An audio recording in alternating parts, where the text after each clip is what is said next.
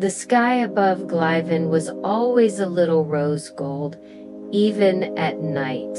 Not because the sun lingered, but because the city hovered so high that it kissed the uppermost glow of the atmosphere. Glaiven was not a city of clouds, it was a city above them, suspended by quiet aerolith engines and old, forgotten knowledge. It had drifted across the world for generations. Its citizens never hurried. They moved like the city itself, floating, unbound by urgency. Calen stood at the edge of sky, Port 9. A platform open to the wind, where airships arrived silently and departed without fanfare. His coat fluttered in the breeze that smelled faintly of lavender oil and cold brass. His journey had brought him to many places, but none so Stylian the heart as this. He held a folded map in his gloved hands, an antique one, sketched in blue, ink and gold leaf. On its edges were tiny etchings of lanterns with wings, clustered around a name written in elegant script. Qelara. He hadn't planned to find Qelara. It had been whispered to him in sleep, sketched into dreams like a message from the part of him that only woke when the rest of him slept. A place where time moved differently, where silence didn't mean absence but invitation. Heading east, asked a woman nearby, her eyes kind but unreadable. She wore a uniform with clouded wings pinned to the collar. Not exactly, Calen replied. Still on the map. I'm following a lantern. She nodded, as though that made perfect sense.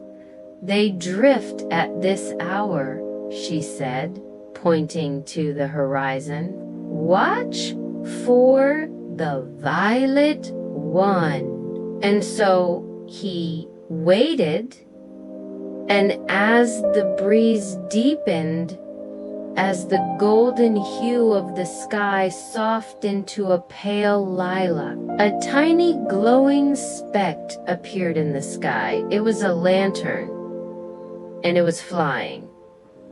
The lantern moved without haste.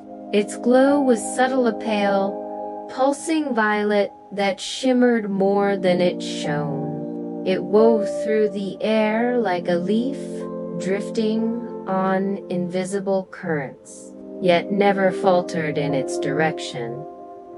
Calen followed it through the upper streets of Glaiven, where buildings curved like sails and walkways were strung with ropes of wind.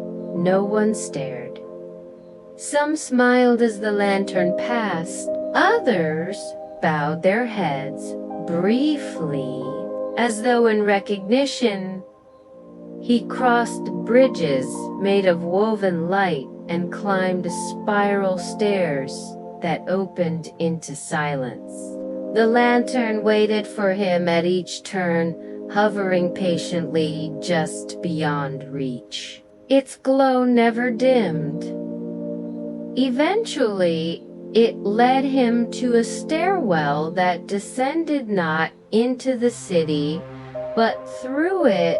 The steps spiraled downward in long, gentle curves, each one lined with tiny sigils carved into pearl-colored stone. The deeper he went, the more the sounds of the world above faded, until only his breath and the whisper of the lantern remained.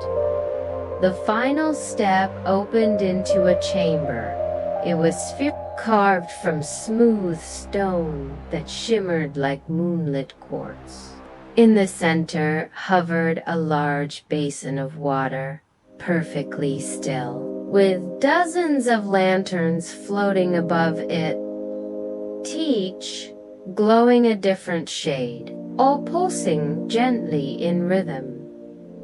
Calen stepped forward.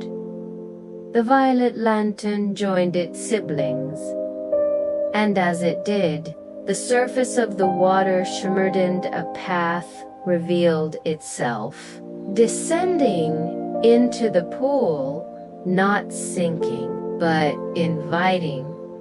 He removed his boots, and he stepped in. The water did not wet his skin, wrapped him in warmth, and slowly, gently, the room dissolved. Asterisk. He emerged into a space that didn't feel like space at all. It was neither light nor dark, neither warm nor cold. It felt like the moment between inhaling and exhaling, complete, weightless. And around him floated the lanterns, thousands of them, each gently pulsing in midair like bioluminescent thoughts. A voice not spoken but known welcomed him. You are within the lantern hold. He didn't see anyone. The voice was inside him, or beside him, or perhaps part of him. It didn't matter. It was comforting, like a hand resting gently on a shoulder. Each lantern here is a memory. Some yours, some borrowed, none demand to be understood. Calen reached toward one that glowed a soft ember. As his fingers neared, it drifted closer, pulsing once, then blooming into a vision. A child in a field of floating seeds, laughing, a hand reaching up to catch a falling feather, the scent of wood smoke and the warmth of a woolen blanket. He blinked. The memory receded. He moved toward a blue lantern. This one showed a storm at sea, but the sea was sky and the ship a bird. Each lantern he touched gave him something on image, a feeling, a forgotten sense of peace or curiosity. Not overwhelming, not jarring, just familiar. He stayed for a long time, or perhaps no time at all, in the lantern hole. Time did not tick, it breathed, and Calen, for the first time in a long while, breathed with it. Asterisk. Eventually, the lanterns began to dim, not fading, but settling, like fireflies returning to rest.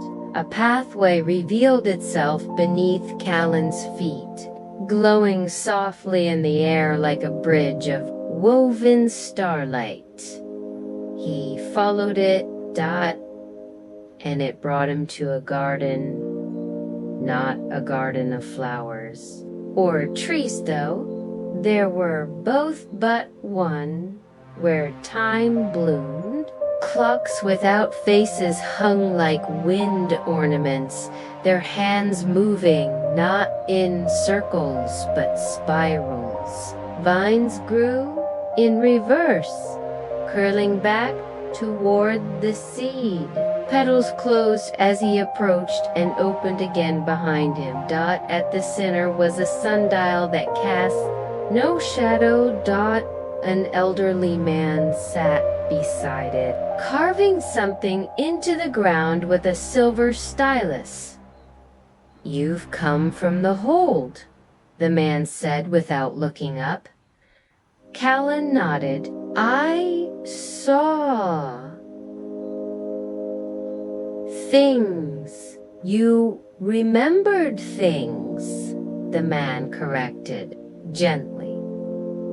"The whole does not show you new truths, only the ones you are ready to notice." They sat in silence for a while, listening to the gentle ticking of wind-blown mechanisms. The man eventually stood and handed Calen the stylus. "Before you leave, write a moment." Calen bent and etched into the soft earth a memory he hadn't realized was his of watching raindrops race down glass while someone sang softly in the next room, a moment he had forgotten, yet always carried. The sundial shimmered once, and a breeze passed through the garden, carrying the memory onward. Asterisk, the path that led out of the garden did not rise as he'd expected. It wound instead in a graceful, downward curve, one that asked nothing of him except to walk it gently. Each step stirred faint motes of light in the air, like glowing pollen drifting upward, soft as sighs. The wind here was still and kind, and the silence that accompanied him was not empty but full of things unspoken and well understood. Calen did not hurry. Not because he was tired, but because his body no longer remembered how to rush. The corridor curved through shifting hues walls that shimmered with the faint imprint of other journeys. Sometimes he glimpsed a child's laughter etched into the light. Elsewhere, a single feather falling through slow time. All were passing. It was gracious and unintrusive. He reached a chamber whose walls were a mosaic of translucent stones, each one humming ever so faintly with a different tone. In the center of the room sat a polished seat shaped like a crescent, as though placed there simply to hold a pause. He sat. A quiet breath escaped him, deeper than any he could remember taking. It wasn't relief. It wasn't release. It was a kind of acknowledgement, a soft nod to the stillness that had quietly remade him in the spaces between. No voice guided him now. There was no ceremony, no farewell, only a presence that wrapped gently around him like the final page of a long-forgotten book. Closed not because it had ended, but because it had spoken all it needed to. When he stood again, there was no disorientation, only clarity.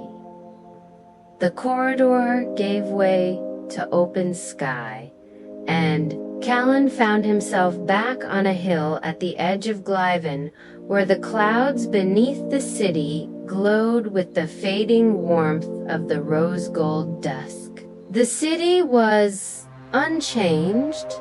Its sails still fluttered in the soft breeze. The scent of brass and lavender still drifted through the air. But the world around him felt quieter, not because it was different, but because he now listened with stillness inside him. He reached into his coat pocket expecting the old map. It was gone. In its place rested a small violet lantern, delicate, weightless, yet warm in his hands. Its glow pulsed it brightly but steadily, in perfect time with the rhythm of his breath. It was not a keepsake. It was not a reward. It was a reminder. That peace, once discovered, could be remembered. That memory, once made gentle, could be carried without burden. That stillness, once heard, would never leave. Calen stood on the hill as the lantern hovered beside him, no longer leading, no longer waiting. It followed, not because he was unfinished, but because stillness is not something we leave behind. It becomes a part of us.